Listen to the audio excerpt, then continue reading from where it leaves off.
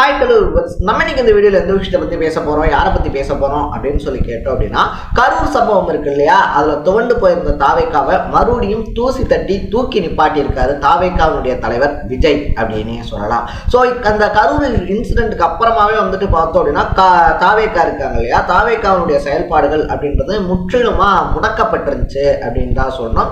நிறைய விமர்சனங்கள் அப்படின்றது முன்வைக்கப்பட்டிருந்துச்சு. அதுக்கப்புறமா சேலத்தில் வந்துட்டு பார்த்தோம் அப்படின்னா மக்களை சந்திக்கிறதுக்கான ஆயத்த பணிகள் அப்படின்றத தாவேக்கா என்னதான் முன்னெடுத்திருந்தாலும் ஒரு சில காரணங்களை முன்காட்டி வந்துட்டு பார்த்தோம்னா தாவேக்காவினுடைய கூட்டத்துக்கு அனுமதி மறுக்கப்பட்டிருந்துச்சு அப்படின்னே சொல்லலாம். இப்படிப்பட்ட சுச்சுவேஷன்ல தான் வந்துட்டு பார்த்தோம் அப்படின்னா இன்னைக்கு விஜய் இருக்கார் இல்லையா, அவர் காஞ்சிபுரத்துல மக்கள் சந்திப்பு அப்படின்றத மேற்கொண்டிருந்தாரு. கிட்டத்தட்ட 2000 மக்கள் இருக்காங்க இல்லையா, 2000 மக்களுக்கு மட்டுமே முறையான பாஸ் அப்படின்றது கொடுக்கப்பட்டு அவங்க மட்டுமே அனுமதிக்கப்பட்டு அவங்களுக்கு மத்தியில விஜய் பேசியிருக்காரு அப்படின்னு தான் சொல்லலாம். ஸோ எதிர்கட்சிகள், அதாவது அவர் எதிர்கட்சிகளா பார்க்கக்கூடிய திமுக அதிமுக மேல விமர்சனங்களா இருந்தாலும் சரி, அதை தாண்டி அவருடைய கட்சி அவருடைய ஆதரவாளர்கள் வைக்கக்கூடிய விமர்சனத்துக்கு வந்துட்டு பார்த்தோம்னா முறையான பதிலடி அப்படின்றதையும் கொடுத்திருக்காரு அப்படின்னு சொல்லலாம். அது மட்டும் இல்லாம வந்துட்டு பார்த்தோம் அப்படின்னா முறையான அரசியல் அறிவிப்பு அப்படின்றதையும் வெளியிட்டிருக்காரு. நாங்க ஜெயிச்சு வந்தோம்னா இதெல்லாம் பண்ணுவோம் அப்படின்னு சொல்லிட்டு கிட்டத்தட்ட 12 வாக்குறுதிகளை கொடுத்திருக்காரு அப்படின்னு சொல்லலாம். ஸோ இதெல்லாம் சாத்தியமா, தாவேக்கா அடுத்த கட்டத்துக்கு ரெடி ஆயிருக்கா அப்படின்ற மாதிரி பல விஷயங்களை தான் நம்ம பேச போறோம். அதுக்கு முன்னாடி நம்ம சேனலுக்கு நீங்க புதுசா வந்திருந்தீங்க அப்படின்னா இதே மாதிரி அப்பப்ப அப்டேட்டா போயிட்டு இருக்க விஷயங்கள், அது கரண்ட் அஃபேர்ஸா இருந்தாலும் சரி, பாலிடிக்ஸா இருந்தாலும் சரி, ஸ்போர்ட்ஸா இருந்தாலும் சரி, அப்பப்ப அப்டேட்டா போயிட்டு இருக்க விஷயங்களை நீங்க தொடர்ந்து தெரிஞ்சுக்கணும் அப்படின்னு ஆசைப்பட்டீங்கன்னா மறக்காம சேனலை ஃபாலோ பண்ணி சப்ஸ்கிரைப் பண்ணிக்கோங்க. ஸோ ஃபர்ஸ்ட் ஆஃப் ஆல் வந்துட்டு பார்த்தோம் அப்படின்னா நம்ம முன்னாடியே சொன்ன மாதிரி வந்துட்டு கரூர் இன்சிடென்ட்டுக்கு அப்புறமாவே தளபதி விஜய் இருக்கார் இல்லையா, அவர் ரொம்பவே உடஞ்சு போயிருக்காரு. அவரால் வந்துட்டு பார்த்தோம் அப்படின்னா ஒரு நார்மலாக இருக்க முடியல அப்படின்ற மாதிரியான விஷயங்கள் தொடர்ந்து சொல்லப்பட்டுக்கிட்டே இருந்துச்சு. ஸோ கிட்டத்தட்ட ஒரு 1.5 மாதம் கழிச்சு வந்துட்டு மக்கள் மத்தியில் மீண்டும் வந்திருந்தாரு விஜய் அப்படின்னே சொல்லலாம். எடுப்புலேயே வந்துட்டு பார்த்தோம்னா காஞ்சிபுரம் தொகுதியில் இருக்கக்கூடிய பிரச்சனைகள் இருக்கு இல்லையா, ஸோ அங்கே ஏரிகள் வந்துட்டு பார்த்தோம்னா சரியாக தூர்வாரப்படலை. அது மட்டும் இல்லாமல் வந்துட்டு அங்கே இருக்கக்கூடிய நெசவாளர்கள் இருக்காங்க இல்லையா, காஞ்சிபுரம் பட்டு அதை நெசவு செய்யக்கூடிய நெசவாளர்கள் அவங்க நலிவடைஞ்சு இருக்கக்கூடிய சுச்சுவேஷன் அப்படின்ற மாதிரி பல விஷயங்களை பேசியிருந்தாரு அப்படின்னு தான் சொல்லணும். இதுக்கப்புறமா தான் அவர் மேலே வைக்கப்பட்ட விமர்சனங்களுக்கு சரியான பதிலடி அப்படின்றத கொடுத்திருந்தாப்ல. ஸோ என் கூட இருக்கக்கூடியவங்க எல்லாத்தையுமே வந்துட்டு பார்த்தோம் அப்படின்னா நீங்க தற்குறி அப்படின்னு சொல்லிட்டு வந்து விமர்சிக்கிறீங்க இல்லையா, என் கூட இருக்கக்கூடியவங்க யாருமே வந்துட்டு பார்த்தோம் அப்படின்னா தற்குறிகள் கிடையாது. அதிமுக திமுகக்கான கேள்விக்குறி, அரசியல் களத்துல ஒரு ஆச்சரியக்குறி அப்படின்ற மாதிரி தான் கூட இருக்கிறவங்கள தொடர்ந்து வந்துட்டு பார்த்தோம் அப்படின்னா பலருமே தற்குறி அப்படின்னு சொல்லிட்டு விமர்சனம் பண்ணிக்கிட்டே இருந்தாங்க.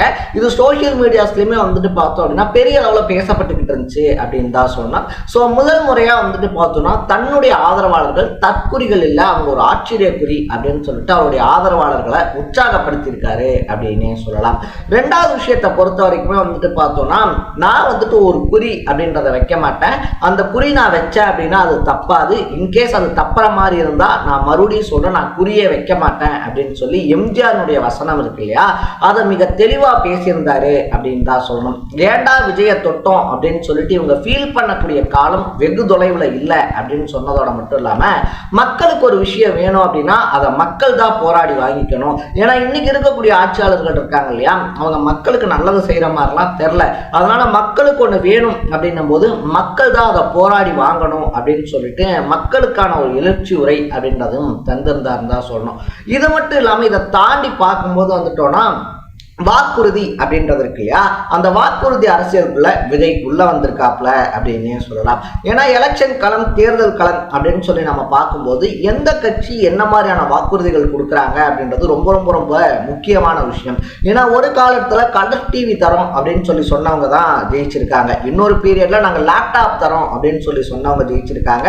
ஏன் லாஸ்ட் பீரியட்ல கூட நாங்க ஜெயிச்சு வந்தா மகளிருக்கு 1000 ரூபாய் இலவச பேருந்து அப்படின்னு சொன்ன கட்சி தான் இங்க ஜெயிச்சிருக்கு. ஸோ தமிழ்நாட்டை பொறுத்த வரைக்கும் இல்ல, தமிழ்நாடுன்னு கிடையாது, இந்திய அரசியலை பொறுத்த வரைக்குமே வாக்குறுதிகள் அப்படின்றது ஒரு மேஜர் ரோல் பண்ணக்கூடிய ஒரு விஷயமா இருக்கு அப்படின்னே சொல்லலாம். ஸோ அப்படி நம்ம பார்க்கும்போது வந்துட்டு பார்த்தோம்னா விஜய் இருக்கார் இல்லையா, விஜய் சொல்லி இருக்கக்கூடிய அந்த வாக்குறுதிகள் அப்படின்றது மிக முக்கியமான விஷயமா பார்க்கப்படுது அப்படின்னே சொல்லலாம். ஸோ எல்லாருக்கும் நிரந்தரமான வீடு அப்படின்றது தான் அவங்க கட்சியினுடைய முதல் வாக்குறுதியாவே கொடுக்கப்பட்டிருக்கு.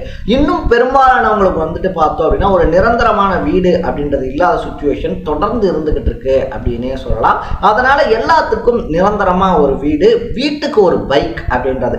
ஸோ இன்னைக்கு இருக்கக்கூடிய காலகட்டத்தில் வந்துட்டு பார்த்தோம்னா பைக் இல்லாத வீடெல்லாம் இருக்காப்பா, இதெல்லாம் வந்துட்டு ஒரு வாக்குறுதியா அப்படின்னு சொல்லி கேட்டோம்னா இன்னுமே அடித்தட்டு மக்கள் பலர் வீட்லையுமே வந்துட்டு பார்க்கும்போது பைக், அதாவது மோட்டார் வாகனம் அப்படின்றது இருக்கு இல்லையா, இருசக்கர வாகனம் அப்படின்னு சொல்றது, அது வந்துட்டு பார்த்தோம்னா ஒரு எட்ட முடியாத ஒரு விஷயமா இருந்துகிட்டு இருக்கு அப்படின்னு தான் சொல்லணும். கார் இருக்கு இல்லையா, கார் அப்படின்றத கொடுக்கணும் அப்படின்றது தான் வந்துட்டு எங்களுடைய லட்சியம். ஆனா வீட்டுக்கு ஒரு பைக் அப்படின்றது நிச்சயம் அப்படின்ற மாதிரி ஒரு வாக்குறுதி கொடுத்துருக்காங்க. வீட்டுல இருக்கக்கூடிய எல்லாருமே கட்டாயமா ஒரு பட்டப்படிப்பு அப்படின்றதையாவது படிச்சிருக்கணும். அதை தாண்டி வந்துட்டு பார்த்தோம்னா வீட்டுல ஒருத்தருக்கு நிரந்தர வருமானம் அப்படின்றது வர மாதிரி வந்துட்டு ஒரு வழிவகை செய்யணும் அப்படின்ற மாதிரி பல வாக்குறுதிகள் மக்கள் முன்னாடி வைக்கப்பட்டிருக்கு. ஸோ இந்த வாக்குறுதிகள் எல்லாத்தையுமே வந்துட்டு பார்த்தோம் அப்படின்னா விளக்கமா எங்களுடைய தேர்தல் வாக்குறுதிகள் இருக்கு இல்லையா, அதை தாண்டி வந்துட்டு அரசியல் கொள்கைகள் இதெல்லாம் நாங்க விளக்கமா சொல்லும் போது இதுக்கான வந்துட்டு இதெல்லாம் எப்படி பண்ண முடியும் அப்படின்ற ஒரு கேள்வி வரும். அதெல்லாம் எப்படி பண்ண முடியும் அப்படின்ற பதிலையும் வந்துட்டு நாங்க சொல்லுவோம் அப்படின்னு சொல்லிட்டு விஜய் விளக்கமா பேசியிருக்காரு அப்படின்னு தான் சொல்லணும். ஸோ ஆதரவாளர்களுக்கு ஆதரவா பேசினதா இருந்தாலும் சரி, எதிரிகள் எல்லாத்துக்கும் வந்துட்டு அகென்ஸ்டா ஒரு அதிரடியான ரிப்ளை கொடுத்ததா இருந்தாலும் சரி, இதை தாண்டி வந்துட்டு பார்த்தோம்னா அரசியல் களத்துல வாக்குறுதிகள் எவ்வளவு முக்கியம் அப்படின்றத புரிஞ்சுக்கிட்டு விஜய் கொடுத்திருக்கக்கூடிய வாக்குறுதிகளா இருந்தாலும் சரி, வழக்கம் போல வந்துட்டு சோசியல் மீடியாஸ்ல ஒரு பூகம்பத்தை, ஒரு டிபேட்டை கிரியேட் பண்ணிருக்கு அப்படின்னு சொல்லலாம். ஸோ விஜயை மறுபடியும் இப்படி பார்க்கறது அப்படின்றதான் எங்களுக்கு சந்தோஷமா இருக்கு அப்படின்னு சொல்லிட்டு தாவேகா தரப்புல இருந்து வந்துட்டு பார்த்தோம்னா தாவேகாவுடைய தலைவரான விஜய் மீண்டு வந்திருக்கிறத கொண்டாட தொடங்க ஆரம்பிச்சிருக்காங்க. ஸோ நீங்க விஜய் அவர்களை பத்தியும் அவர் கொடுத்திருக்கக்கூடிய வாக்குறுதியை பத்தியும் என்ன நினைக்கிறீங்க அப்படின்றத கமெண்ட்ல போட்டு இதே மாதிரி அப்பப்ப அப்டேட்டா போயிட்டு இருக்க விஷயங்கள், அது கரண்ட் அஃபேர்ஸா இருந்தாலும் சரி, பாலிடிக்ஸா இருந்தாலும் சரி, ஸ்போர்ட்ஸா இருந்தாலும் சரி, அப்பப்ப அப்டேட்டா போயிட்டு இருக்க விஷயங்களை நீங்க தொடர்ந்து தெரிஞ்சுக்கணும் அப்படின்னு ஆசைப்பட்டீங்கன்னா மறக்காம சேனலை ஃபாலோ பண்ணி சப்ஸ்கிரைப் பண்ணிக்கோங்க. நாளைக்கு இதே மாதிரி இன்னொரு இன்ட்ரெஸ்டிங்கான வீடியோட சந்திக்கலாம். Bye by.